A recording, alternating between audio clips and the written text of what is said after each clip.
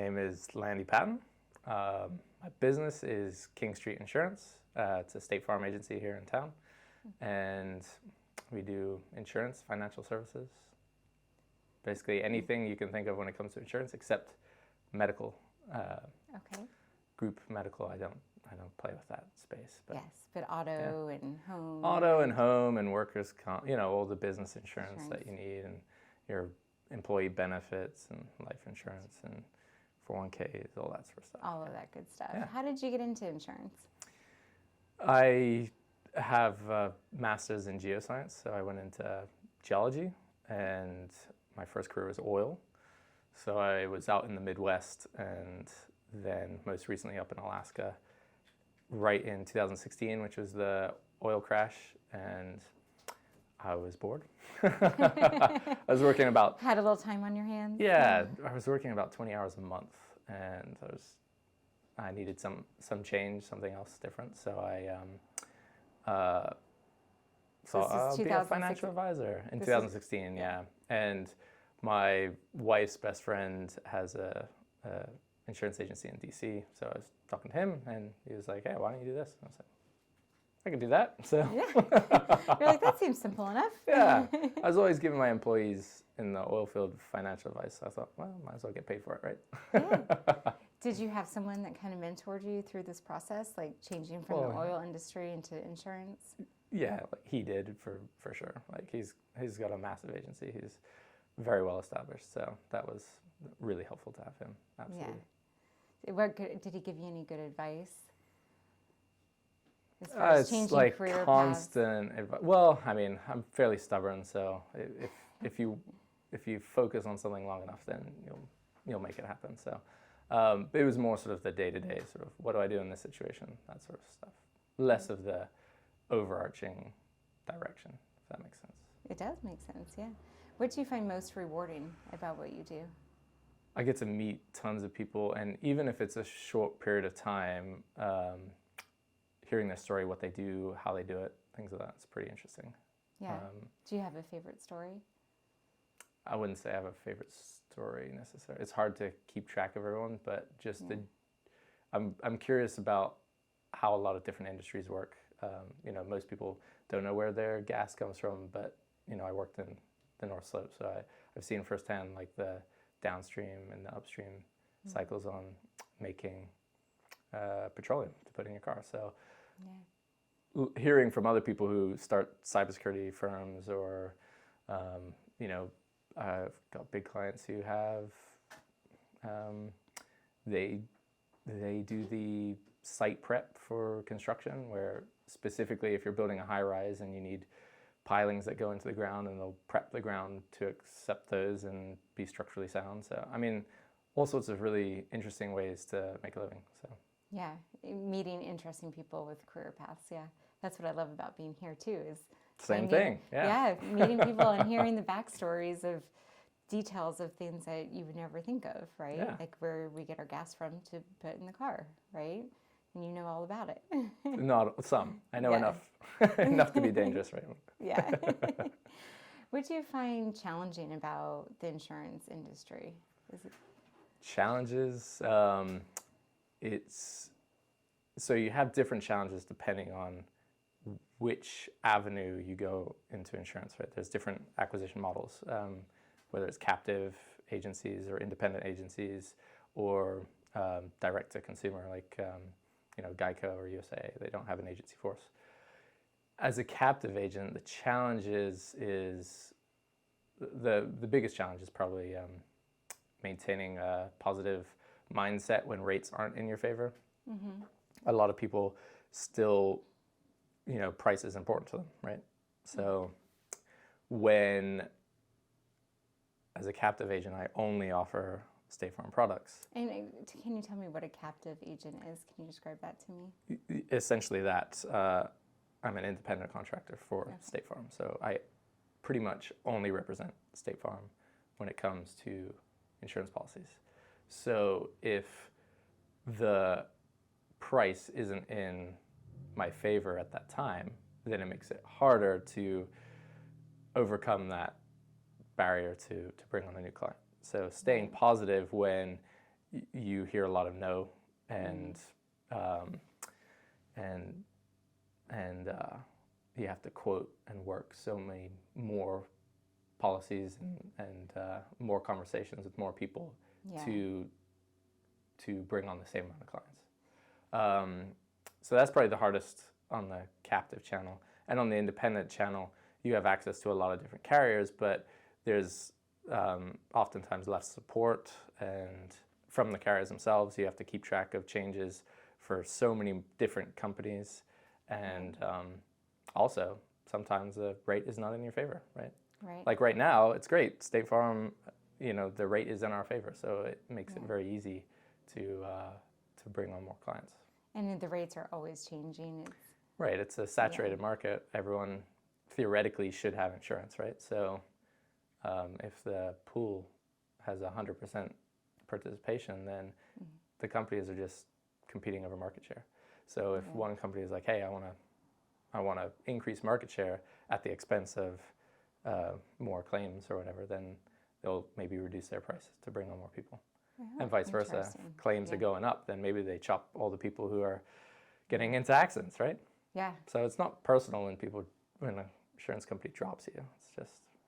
It's just business. It's just they're playing the game. Yeah, that's interesting. We've never been dropped by our insurance, but I've got two teenage drivers, so maybe it's just a matter of time. Well, if you have teenage boys and they start smashing into people, then yep, that's happened too. Ouch. We got through it though. Yeah. But the insurance went whoop. Not surprising, right? Yep. So I understand all of that. Mm-hmm. What do you do for advertising and marketing to get people in? At this point, it's referrals and word of mouth.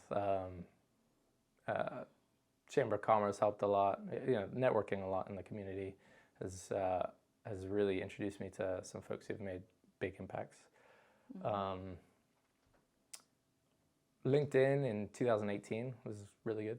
Yeah. Apart from that, it's all referrals and word of mouth for the most part. Yeah. Google. At the very beginning, when you open a sale, like an agency like mine, where I started with 0 clients, you have to grow fast, and a lot of times you have to rely on internet leads and stuff like that to do so. Yeah. So at the beginning, internet leads, which is brutal. Yes, I know. You're looking at that spreadsheet with all these names to call, and exactly, and they don't want to hear from you, and they're like, "Why are you calling?" And and you have to call people multiple times. And no one answers their phones anymore. Yeah. Yes, but if you can get them on the phone, get them on the phone and keep them on the phone. It's the hard part. Yeah. So but you don't put your information online. It's a good tip. Yeah. So do you find the networking events to be helpful? Like the community? Yeah, it's just fun. You get to meet more people, and then the county seems smaller, right? Like now, pretty much any room I walk into, I'll probably know someone there. Somebody. And isn't that interesting? Yeah. I'm more introverted, so if it helps a lot to know someone there, so I can pick out that person and go and talk to them, and they can introduce you to somebody else and so on and so forth. And kind of goes from there. Yeah. I know you said you're local in Leesburg. I am too. We've been here for 14 years, and I learned that kind of the longer you're here, and like you said, meeting different groups of people, that it is funny, the connections that they're like, where do I know you from? I'm sure we've spoken before. In some that's capacity. a challenge too, right? Yeah. If you meet too many people, then you're like, oh no. I know you, but where from? I know. I'm pulling a blank though. We talked a little bit about your pivot from the oil industry to insurance. Did you feel like any of those skills in your previous job were able to transfer over, or was it just like kind of a completely different field? I was mostly autonomous. I was by myself in the Arctic Circle, working sophisticated tools with that. In Alaska, I was doing pulse neutron imaging, so I was running tools that generate huge clouds of neutron radiation, and it's very specific, and the data that you're collecting is, there's no interaction with other people for the most part. Very science-based. Yes, like 3 people you talk to on a daily basis, and now I've got to talk to hundreds, right? Yeah. So I would say it was not transferable at all, really. Yeah. My skills with Excel and things like that just make it easier to visualize data, but I've had to learn a whole entirely new skill set. Yeah. We talked to a lot of people that have pivoted, careers like that. What advice do you have for someone that might be facing the same situation, that their hours are low, they've gotten laid off, and they need to make a change, and it's scary, it's hard? What advice do you have for someone like that? I think it depends a lot on what stage of life you're at, right? Mm-hmm. When I made my switch, I didn't have kids. It was myself and my wife and a mortgage, and that was it. Like no other responsibilities really. So it was very easy to dig in. Yeah, wife. Like I worked 100 hours a week for my first year. Yeah. So if you're in that stage of life, then it's easy for me to relate, and I just say, work more and harder than everyone else. Now, I don't know what I'd do if I had to change careers. Yeah. You're pretty settled in. Yeah, and it's pretty nice to be home every day and make my own schedule and, be there for, dropping the kids off or picking them up from school as needed and things like that. How old are the kids? They'll be 7 and 4. Oh, yeah. Yeah. So you're in the thick of it. Mm-hmm. Yeah, I'd say so. Yeah. What do you like to do for fun outside of work? Any outdoor activity. Yeah. And I do a lot of house projects and building and things like that. So, but if I can build something with my hands, or if I can be out in the woods, then that's a pretty good day. That's probably what I'll be doing. Yeah. Yeah. A lot of gardening, things like that. Yeah. Yeah. That's awesome.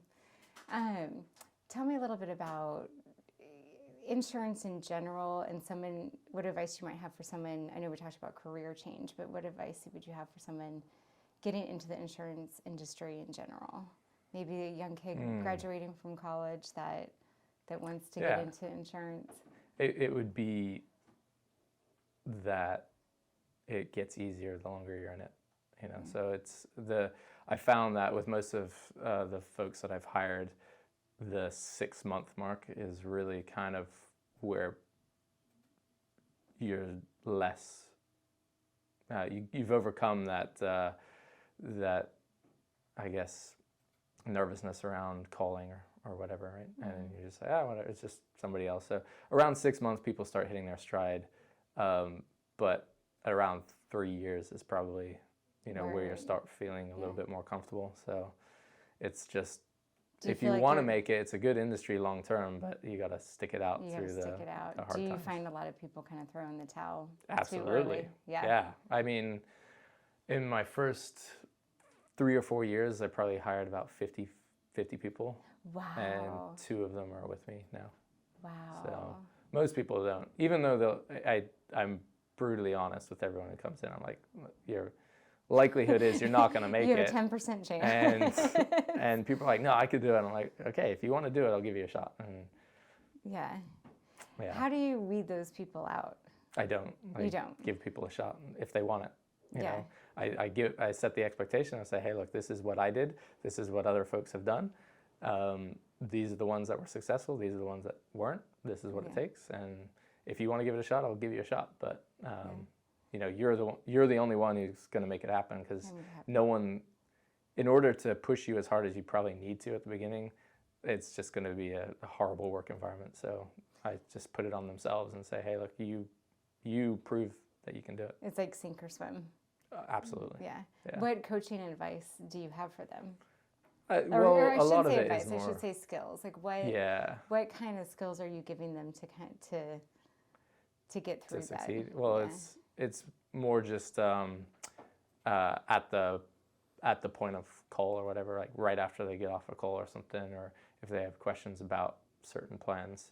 You know, there's a general process that we follow. So teach them the process, and then after that, it's coaching them on how to talk on the phone, what questions you should be asking, how to, you know, relate or break the tension and things like that. Less less general advice, more specific. Yes. I'd say.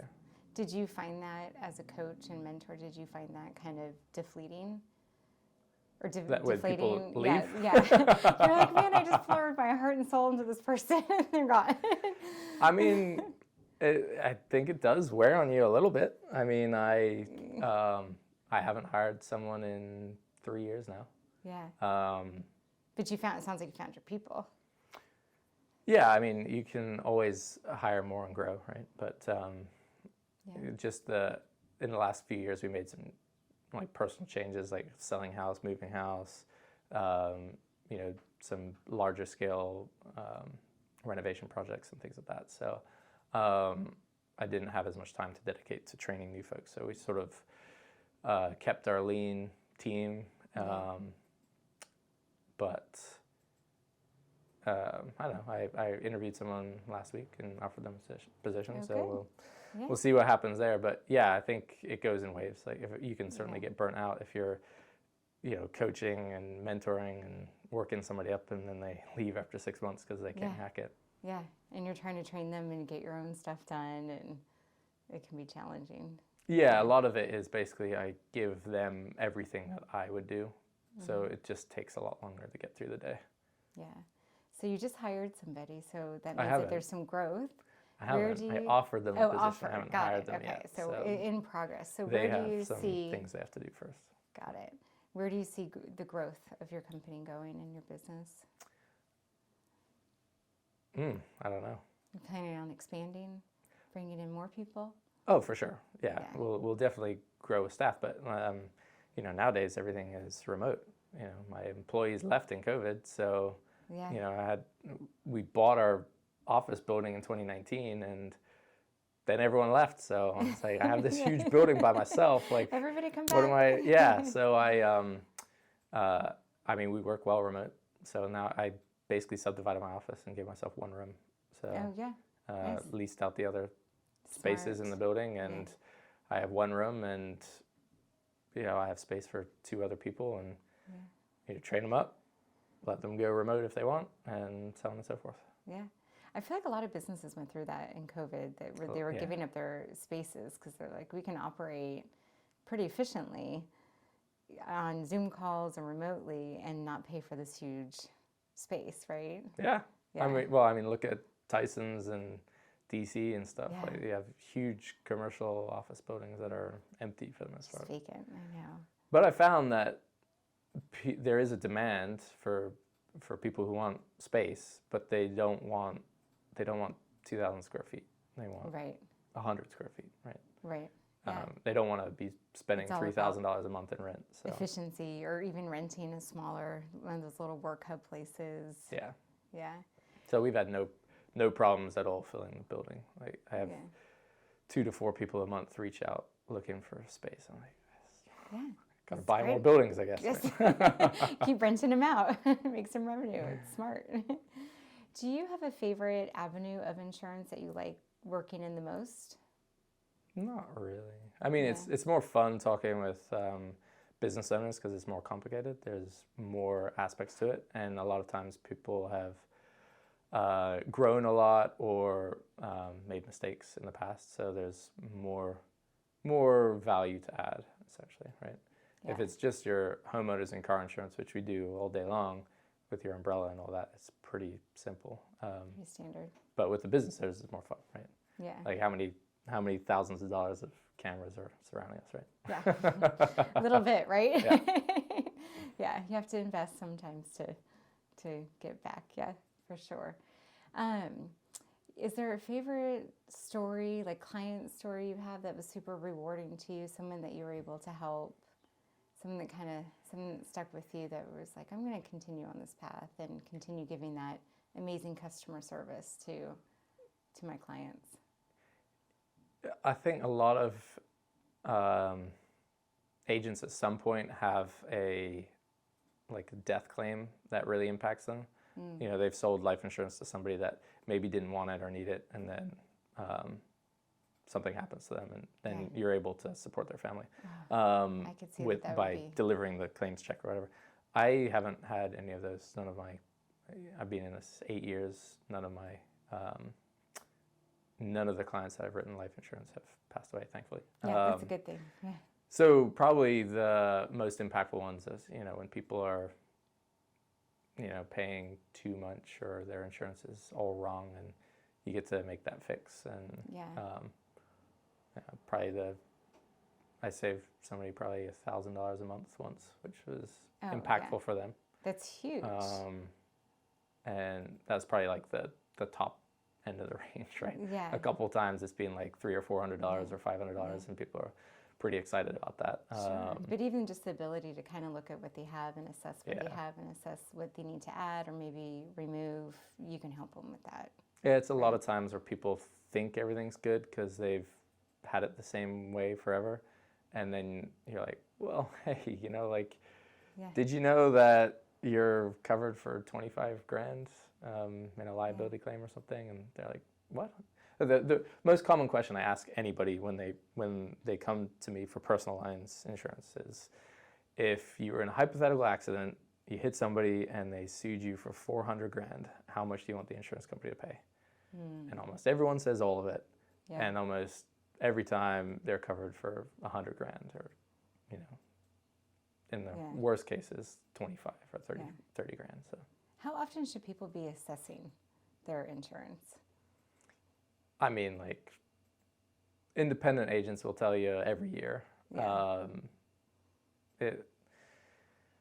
Problem is, insurance companies look at how often you're switching and stuff too. So I don't know. I'd say if you have a company you trust and an agent that you like and trust, then let it ride unless something crazy happens, right? Right. There's an inflation rider on most of your policies, so the premium is going to increase each year with inflation and stuff like that, especially on the home. As long as it doesn't get out of control, and then maybe every few years or so you reach out and be like, hey, let's take a look, and is everything right? Like, we've had life changes, so. Well, you're making me think of my own, that I'm like, I really can't tell you the last time that I've looked. As you're talking, I'm like, I have not looked at our policies in a long time. You have teenage drivers, right? So you probably last time we looked at it was when we added them. When they added them, right? So yeah. So it's good to assess that at least once a year. Why not? I'll take a look for it. Yeah, I know, right? Let's chat after this. Are there any last parting words you'd like to leave us with? It can be something in regards to your business, life, or just kind of a mantra that you kind of live your life by. Oof. I know, putting you on the spot here. Yeah, I probably should have thought of that beforehand. Yeah. It can be business related too, just something about work ethic. I would say that from my experience as an ambassador at the Chamber of Commerce and stuff, I see a lot of new folks coming in, and they're maybe a little introverted as well, and not as confident walking into the room, which makes sense. Yeah.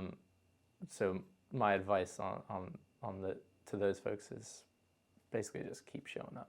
It's the same thing for everybody, but the more often you show up, the more people you meet, the more people you meet, the more people you know, and the more people you know, the easier it is to walk into a room. Yeah, and you were in those shoes before, so. Yeah, absolutely.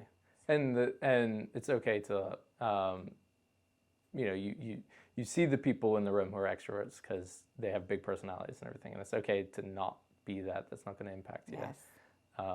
I just find that you can absolutely fake that. It just might take more energy than. And you don't need to be the loudest person in the room. No. Yeah. I just meet people, make friends, and just everything gets easier. I find when you know the names of the people that you walk down the street and see. So yeah. It's nice having a small world, but also leave from time to time. So. Yeah, it is. Yeah, I love that. Well, thank you for being here today. I loved hearing your story. Thank you. Yeah, it's fun.